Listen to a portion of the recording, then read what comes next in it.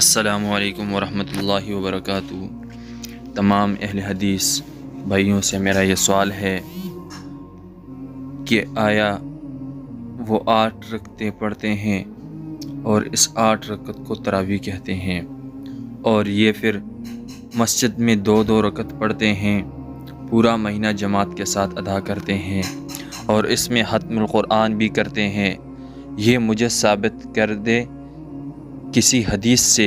کہ 8 رکعت کے ساتھ حضور صلی اللہ علیہ وآلہ وسلم سے تراویح کا لفظ منقول ہو، اور ہو کہ 8 رکعت جو حضور صلی اللہ علیہ وآلہ وسلم نے پڑھی ہے اور یہ ان کو تراویح کہا ہو۔ ہم نے تو صحابہ سے ثابت کر دیا، لیکن یہ صحابہ کو مانتے نہیں ہیں۔ اور پہلا تو یہ ہے کہ 8 رکعت جو ہیں، 8 رکعت کے ساتھ تراویح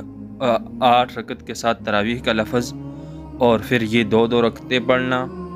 اور پھر یہ پورا مہینہ پڑھنا، جماعت کے ساتھ پڑھنا، اور اس کے اندر ختم قرآن کرنا، یہ کسی ایک حدیث سے ثابت کر دیں تو ہم مان لیں گے کہ ہے حدیث میں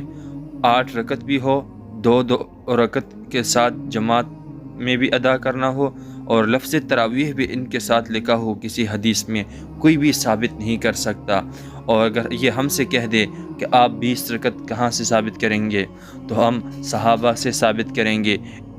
اماموں کو تو چھوڑو، ہم حضرت عمر رضی اللہ تعالیٰ عنہ کے دور خلافت سے ثابت کریں گے کہ حضرت عمر رضی اللہ تعالیٰ عنہ نے اپنے دور خلافت میں 20 رکعت تراویح کا اہتمام کیا ہے۔ اللہ تعالیٰ مجھے اور آپ سب کو اس پر عمل کرنے کی توفیق نصیب فرمائے۔